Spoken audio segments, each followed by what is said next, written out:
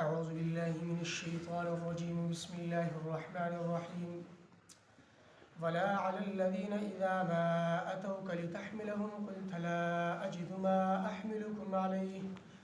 تولوا وأعينهم تفيض من الدمع حزنا ألا يجدوا ما ينفقون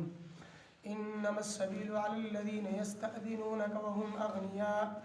رضوا بأن يكونوا مع الخوالف فطبع الله على قلوبهم فهم لا يعلمون. دین مخی آیت مبارکہ کی دا درې قسم معذور ذکر شو چې دا معذور د جهاد نه پاتې شي او په جهاد کې شامل نشي نو په دو باندې څه ګناه څه حرج نشته دی او دا عند الله مجرم نه دی. د دې آیت مبارکه مخکې آیت سره تعلق دی او ورپسې آیت مبارکه چې دی نو هغه بالعکس دی. هغه خلق چې کوم ته هیڅ قسم عذر نشته دی او بیا هم د جهاد کې نه شاملېږي نو دا کسان ګناهګار دي، دا عند الله مجرم دي. مخکې آیت کې کوم درې عذرونه ذکر شول، یو عذر کمزوري، دویم بیماری او دریم چې د لارې خرچه زادره ورسره نه. اوس په دې آیت مبارکه کې یو بل عذر ذکر کیږي چې هغه سورلي ده. لکه بعضې اوقاتو کې چې مسلمان کافرو سره جنګیږي او د جهاد میدان ته ځي نو هغه ځای لري نو د هغې دپاره سورلي ضروری وي او پیادل تلل ممکن نه. پیادل تلل په هغې کې مشقت او تکلیف وي او زیات مشقت وي. لږ مشقت خو به برداشت کړي خو ډېر مشقت دی، په سوونو میلو لار ده نو ظاهره ده چې پیادل هغه لار توی کول او تلل په جهاد کې شاملېدل دا ګرانه خبره ده. نو دې صورت کې هم که د جهاد نه پاتې شو نو اجازت شته دی. لکه څنګه بعضې صحابه کرام چې د پیغمبر صلی الله علیه وسلم مجلس ته راغلل او غزوې دپاره تیاریانې شروع وي، مسلمانان د جهاد دپاره د تلو والو او د هغې تیاریانې کولې نو بعضې صحابه راغلل چونکې د هغو شوق، د هغو جذبه، د هغو محبتو د الله دین سره د الله د دین دپاره قرباني ورکولو له هغو تیار او هغو د قربانۍ ورکولو حق ادا کړی چې الله دین له قرباني ورکړي. راغلل پیغمبر صلی الله علیه وسلم ته عرض وکړو، ای د الله رسوله زموږ زړه خو غواړي چې موږ جهاد کې شامل شو، یا خو به شهادت ملاو شي یا به غازیان واپس شو، د اسلام دپاره به موږ خپل جان پیش کړو،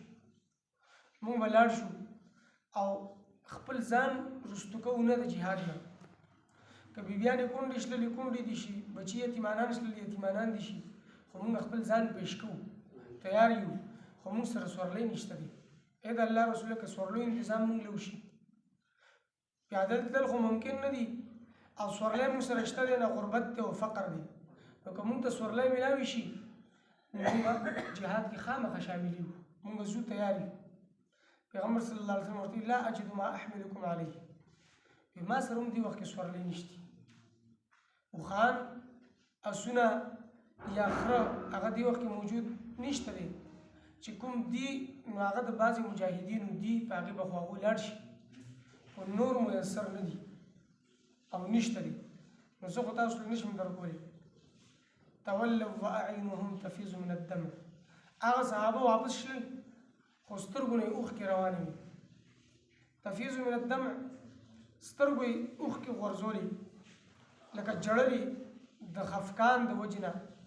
د غم د وجې نه چې موږ ولې جهاد کې شامل نشتلو او موږ ته ولې دا موقع میلاو نشتله. اوس که زموږ شانې سړی نو هغه به په خندا خندا واپس شي او زړه کې خو به سخت خوشحاله شي، شکر دی زه پاتې شلم، شکر دی ما ته سورلي میلاو نشتله، کنې هلته خو مرګ دی، تلل دی او شهادت دی، مړ کېدل دي نو تکلیف دی، مشقت دی. لیکن د هغوی ایمان مضبوط او کلک و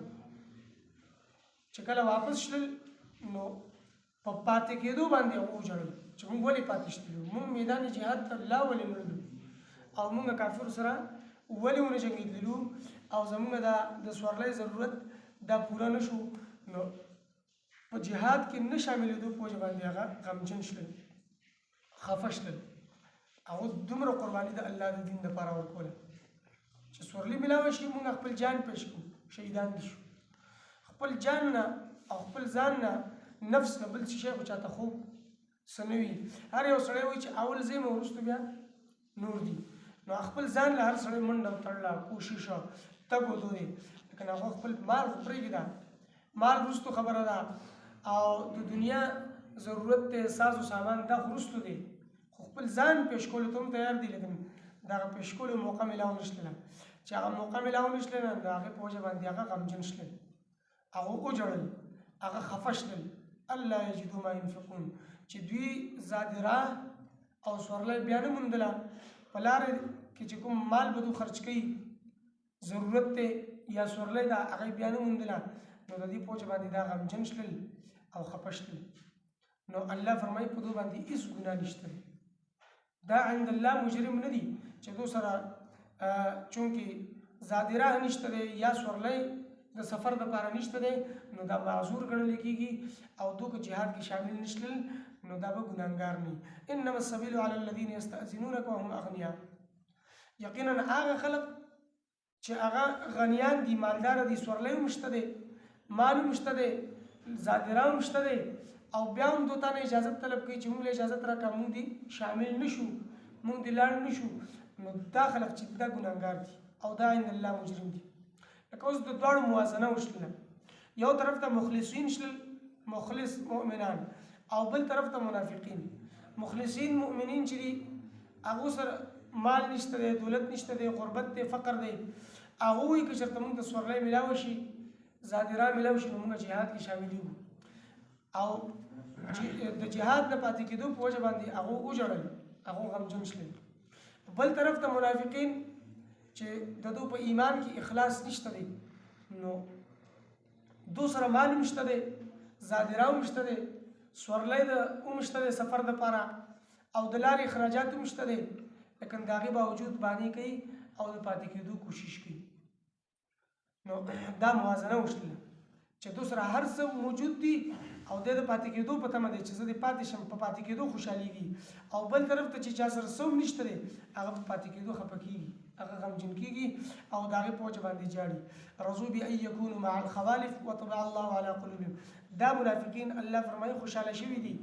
رضا شوي دي په دې خبره چې دوی وروستو کښېني زنانو سره لکه جهاد نه پاتې کېدونکي خو زنانه دي